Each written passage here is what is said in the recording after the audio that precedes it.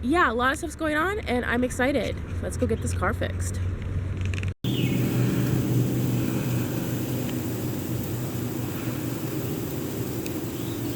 Out the instructions one more time on how to do this. I charged my computer so if I get lost I can look up instructions while I'm working on her.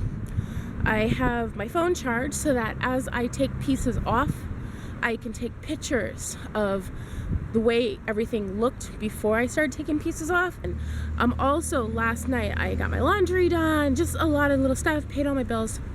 But one thing that I did do is I finally swung for a little miniature pressure cooker. It's gonna be in Buffalo in like 2 days and I'll pick it up at the Amazon locker there. I really have been wanting one for a long time and I just couldn't justify it. And then this week I realized how much money I was spending on food because I couldn't buy dried items like dried beans and stuff. It would just use up all my fuel.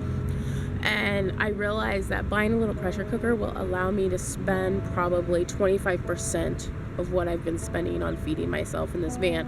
So that's huge when it comes to getting out of debt. So yeah, a lot of stuff's going on and I'm excited. Let's go get this car fixed.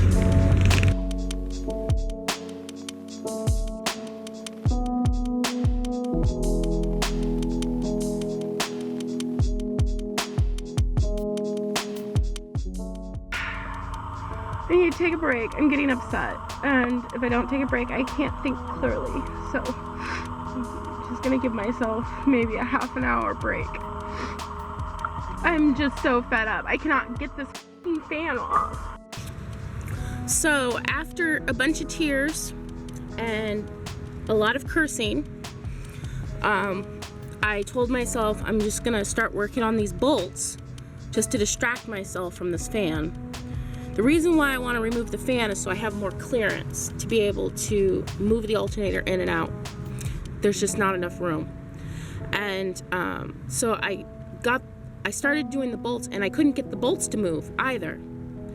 And then I got really mad and I ended up having to use a torque wrench, which means I can't return it, and to get those bolts out. I did get them out. The Loctite is all corroded all over them. So I'm gonna have to clean the bolts before I put them back in, get new Loctite, obviously. But the alternator did come out pretty easily, and surprisingly, I think I can get it out of here without moving the fan. It's not gonna be easy, but I think I can, which is good, because I just don't have the strength to get this fan off. It's old, it's corroded. I've been trying. I would like to get it off just so I can clean everything, but I don't think I can. So I'm just gonna go ahead and remove that. If it gets in my way and I still can't get the fan out, I'm gonna try to go behind the fan and remove the bolts that hold the fan to this section and just remove that part of the fan, and maybe that way I can, have more clearance. But this is where I'm at right now. Okay, y'all, I gotta show you this. I have to show you this because I'm so appalled at the moment. My AC has never worked well, and I figured it just needed recharged because I don't know anything about AC. I didn't know what was going on. So when I fixed the alternator, I found that the accumulator, which is right here, was unplugged. So I went ahead and plugged it back in. Suddenly my AC was blowing nice and cold. No issues. Turn off the car. The AC does not turn off. And I'm like, what the hell? It did it once before, but it always turned off once I turned it back on and flipped it back off again. Nope, didn't turn off. So I ended up having to unplug the blower motor over here. So today I come in to AutoZone. I'm pretty sure it's the resistor. So I pull out the resistor. This is what's in my 99 Astro, okay? It's nasty, it's corroded, it's got glue, it's falling apart. I'm actually afraid that there might be pieces and parts of it inside there. But this is why I'm appalled. So I go and I get the new part. I look online. That resistor doesn't look like any of the resistors I've seen online where people are doing this job. No, this is the resistor for the 99 Astro. I'm so appalled at the moment because the gentleman I bought this van from, he did not know anything about cars, okay? This is why you should know stuff about cars if you're gonna drive a car. So he didn't know anything about cars, and he had his friend taking care of his car. One second, let me pull this out of the baggie. This is what a resistor a blower motor resistor is supposed to look like for a 99 Astro. This is the blower motor resistor that was currently in this car. Look how corroded and fallen apart that is. Okay, so I get it. They put something in there just to make it work. But honestly, it's a $35 part. How hard is it to put this in here temporarily, drive to the part store and get the correct part, okay? That's the first thing. That's not the first time I've seen this on this car. The wheels are all different sizes. I've got missing bolts. I've got all kinds of stuff, just make it work kind of situation where homeboy just did whatever he wanted to this car to get him out of his shop. And the dude that owned the car didn't know anything about cars, so he didn't know any better.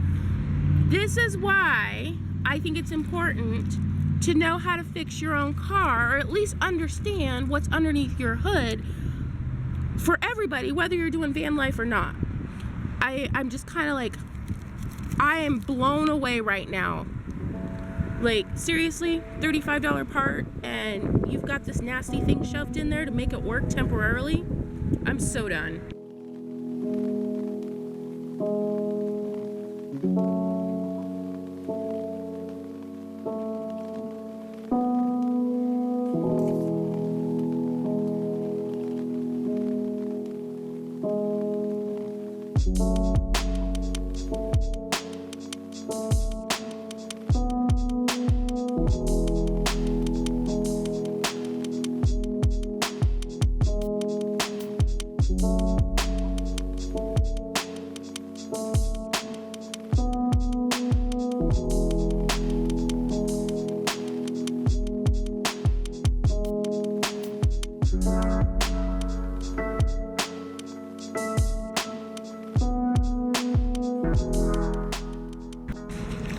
So I am just outside Buffalo. I'm really close. Obviously, I'm getting very far north because I just saw my first Tim Hortons in a rest area. I've never seen one before. They had maple chicken and waffles. Like, that is so interesting sounding, and if I was eating meat, I would be all about that life.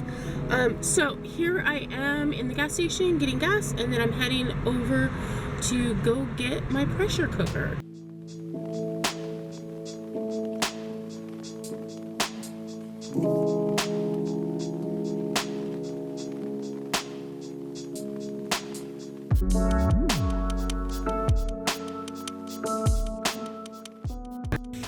Okay, the Amazon lockers are kind of awesome for Nomads.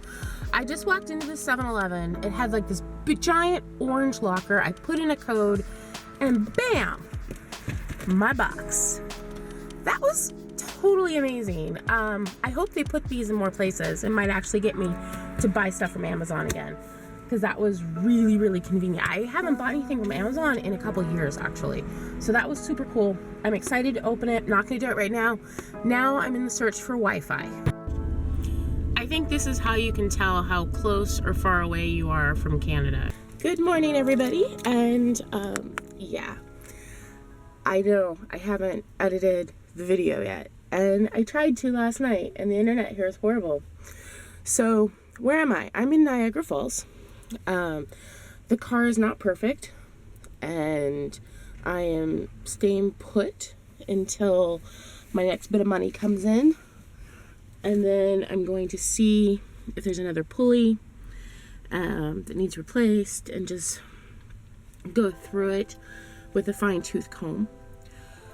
I also had an unfortunate event that I have no idea how I'm going to repair.